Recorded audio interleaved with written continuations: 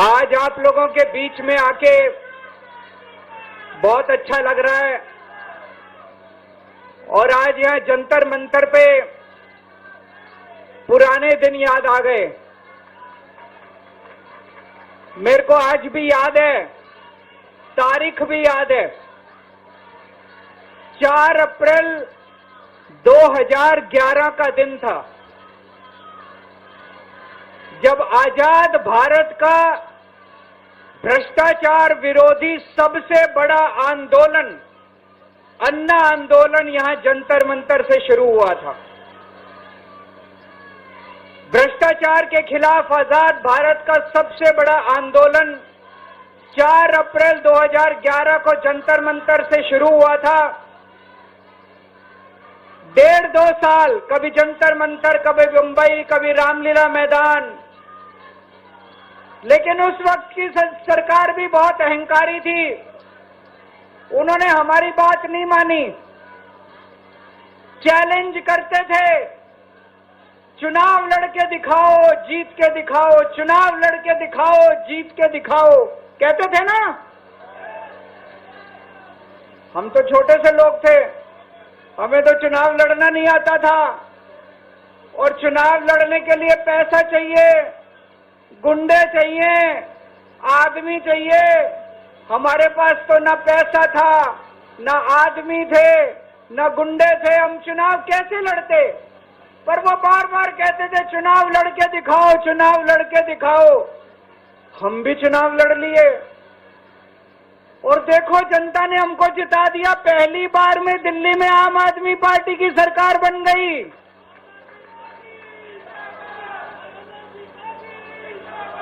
देश के अंदर हमने 2013 में चुनाव हुए थे, देश के अंदर साबित कर दिया ईमानदारी से चुनाव लड़े भी जा सकते हैं और ईमानदारी से चुनाव जीते भी जा सकते हैं। जब हम चुनाव लड़े थे उन दिनों में तो ये कहते थे सारे पार्टी वाले, अरे इनकी तो जमानत जब्त होएगी, केजरीवाल की जमानत बच जाए चाहे। पहली बार में सरकार बन गई थी दिल्ली के अंदर हमारी 49 दिन की सरकार।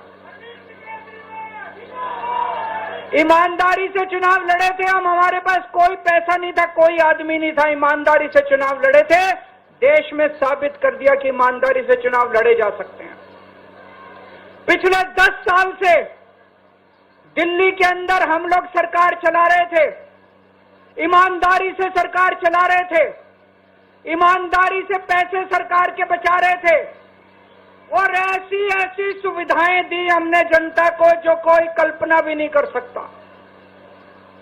बिजली 24 घंटे कर दी, बिजली फ्री कर दी, बिजली पानी फ्री कर दिया, महिलाओं के लिए बसों का किराया मुफ्त कर दिया, बुजुर्गों के लिए तीर्थ यात्रा कर दी, शानदार अस्पताल, मोहल्ला क्लिनिक बना दिए, लोगों का इलाज मुफ्त कर दिया, शानदार स्कूल बना दिए, लोगों की शिक्षा शानदार कर दी, बच्चों को भविष्य दे दिया। 10 साल ईमानदारी से काम किया। मोदी जी को लगने लगा कि अगर इनसे जीतना है तो इनकी ईमानदारी पे चोट करो, इनको बेईमान साबित करो। तो प्रधानमंत्री जी ने एक षड्यंत्र रचा। उन्होंने षड्यंत्र रचा, केजरीवाल को बेईमान साबित करो, मनीष सिसोदिया को बेईमान साबित करो, आम आदमी पार्टी को बेईमान साबित करो। और षड्यंत्र रच के इन्होंने हमारे सारे बड़े बड़े नेताओं को एक एक करके जेल में डाल दिया। दोस्तों, अब हम जेल से बाहर आ गए और जेल से बाहर आने के बाद मैंने इस्तीफा दे दिया। आपके मन में यह चल रहा होगा कि केजरीवाल ने इस्तीफा क्यों दिया। मैंने इस्तीफा इसलिए दिया क्योंकि मैं ये सब करने के लिए, गंद करने के लिए नहीं आया था, मैं भ्रष्टाचार करने के लिए नहीं आया था, मैं सत्ता का लालच, सत्ता की भूख नहीं है मेरे को सीएम की कुर्सी की भूख नहीं है। मैं पैसे कमाने नहीं आया, पैसे कमाने होते इनकम टैक्स कमिश्नर की नौकरी करता था, उस नौकरी में जितने करोड़ों रुपए चाहता मैं कमा सकता था। पैसे नहीं कमाने, देश के लिए आए थे, भारत माता के लिए आए थे, देश की राजनीति बदलने के लिए आए थे। दोस्तों,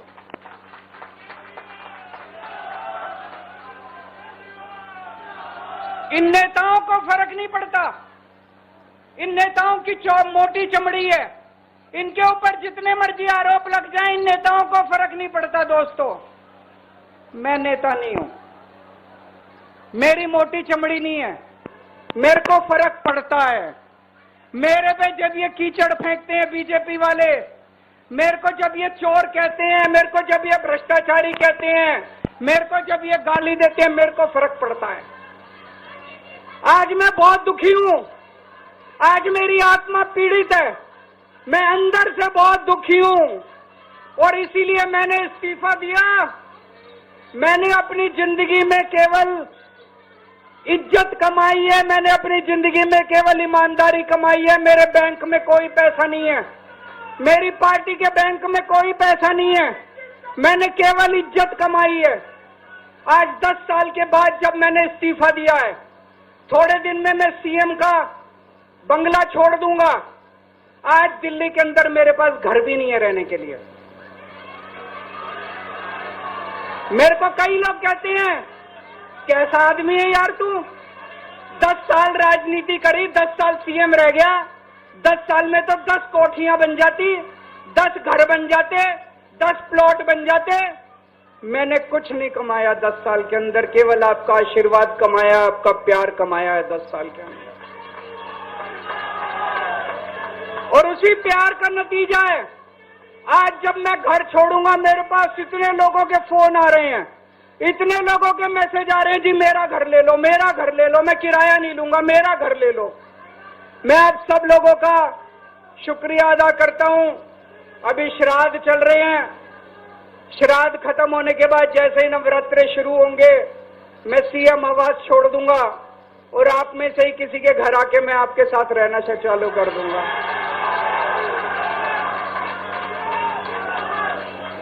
इन्होंने, मोदी जी ने हमारे ऊपर सबसे कठोर कानून लगाया, इस देश का ईडी का कानून, पीएमएलए। उसमें बेल भी नहीं मिलती, उसमें बेल भी नहीं मिलती, लेकिन केस फर्जी था। मैं शुक्रिया अदा करता हूं सुप्रीम कोर्ट का, उन्होंने हम सबको बेल दे दी, क्योंकि उनको भी पता था कि केस खत्म है, केस बेकार है। उन्होंने हम सबको बेल दे दी। लेकिन जैसे मैंने कहा, मैंने केवल ईमान, जब मैं जेल से आया, मैंने मन में सोचा था, जब तक कोर्ट मेरे को बाइज्जत बरी नहीं कर देता, मैं दोबारा कुर्सी पे नहीं बैठूंगा। लेकिन मेरे को वकीलों ने कहा, ये केस अभी 8 साल चल सकता है, 10 साल चलेगा, 15 साल चलेगा, ये केस का कोई भरोसा नहीं है, ये केस अभी बहुत लंबा चलेगा। तो मैंने तय किया, मैं अपनी जनता की अदालत में जाऊंगा, जनता से पूछूंगा कि जनता मेरे को बताए कि मैं बेईमान हूं कि मैं ईमानदार हूं। मैं दाग के साथ नहीं जी सकता, दाग के साथ काम करना तो दूर की बात है, मैं इस दाग के साथ में जी भी नहीं सकता, मैं जिंदा भी नहीं रह सकता। मैं आपसे पूछना चाहता हूं, अगर मैं बेईमान होता, क्या मैं दिल्ली में बिजली फ्री कर सकता था? दिल्ली में बिजली फ्री करने के 3000 करोड़ रुपए लगते हैं। अगर मैं बेईमान होता, ये 3000 करोड़ रुपए खा जाता, बिजली फ्री करने की क्या जरूरत थी? अगर मैं बेईमान होता, क्या मैं महिलाओं का किराया फ्री करता? क्या जरूरत थी फ्री करने की? पैसे खा जाता सारे। अगर मैं बेईमान होता, क्या आपके बच्चों के लिए स्कूल बनवाता? सारे पैसे खा जाता। अगर मैं बेईमान होता, आपका इलाज मुफ्त करता, पैसे खा जाता सारे। इन लोगों की 22 राज्यों में सरकार है, 22 राज्यों में कहीं बिजली फ्री नहीं है। तो चोर कौन है?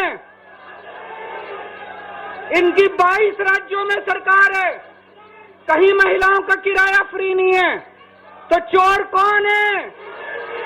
आज आपके बीच में आया हूं, आपसे पूछने के लिए आया हूं, केजरीवाल चोर है, या केजरीवाल को जेल भेजने वाले चोर हैं? जिन जिन लोगों को लगता है केजरीवाल ईमानदार है, हाथ खड़े करके बता दो जरा से।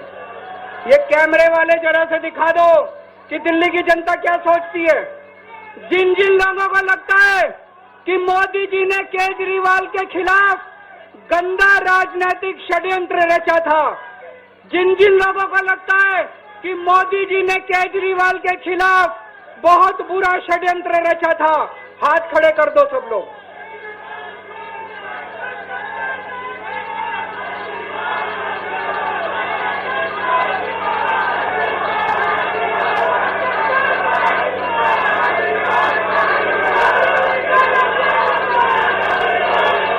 एक बात और करना चाहता हूं आज आपसे। एक बात और करना चाहता हूं, बड़े ध्यान से सुनना। एक बात और बहुत जरूरी बात है, सारे जने बड़े ध्यान से सुनना। ये आरएसएस वाले कहते हैं हम राष्ट्रवादी हैं, आरएसएस वाले कहते हैं हम देशभक्त हैं। आज मैं पूरे सम्मान के साथ, आरएसएस के प्रमुख हैं श्री मोहन भागवत जी, मैं पूरे सम्मान के साथ मोहन भागवत जी से 5 प्रश्न पूछना चाहता हूं और आपका समर्थन चाहता हूं। अगर मैं कोई गलत प्रश्न पूछूं तो बता देना, और सही प्रश्न पूछूं तो मैं आपसे हाथ खड़ा करवा के पूछूंगा। मेरा पहला प्रश्न है मोहन भागवत जी से। जिस तरह मोदी जी देश भर में लालच देके या ईडी और सीबीआई की धमकी देके, डरा के दूसरी पार्टी के नेताओं को तोड़ रहे हैं, पार्टियां तोड़ रहे हैं, सरकारें गिरा रहे हैं, क्या ये देश के लिए सही है?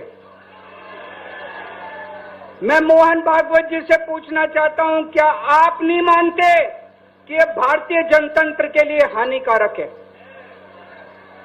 पूछना चाहिए कि नहीं पूछना चाहिए मोहन भागवत जी? मेरा दूसरा प्रश्न है उनसे, देश भर में सबसे भ्रष्टाचारी नेताओं को मोदी जी ने अपनी पार्टी में शामिल करवा लिया।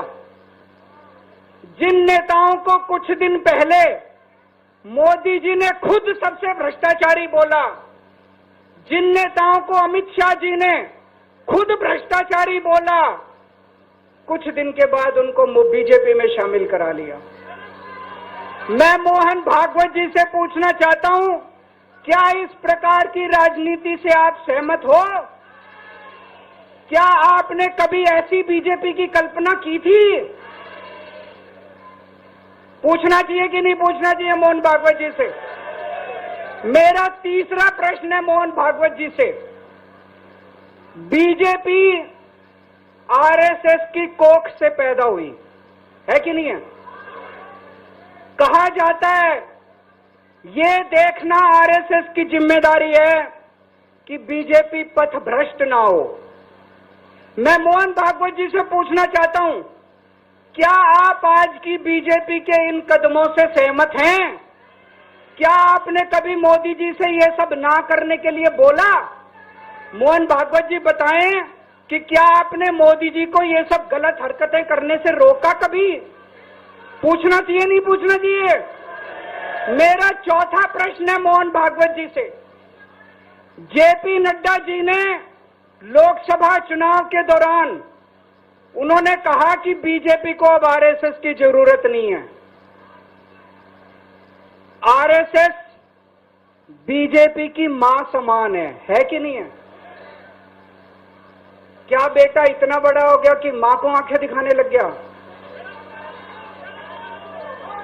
क्या बेटा इतना बड़ा हो गया कि आज मां को आंखें दिखाने लग गया?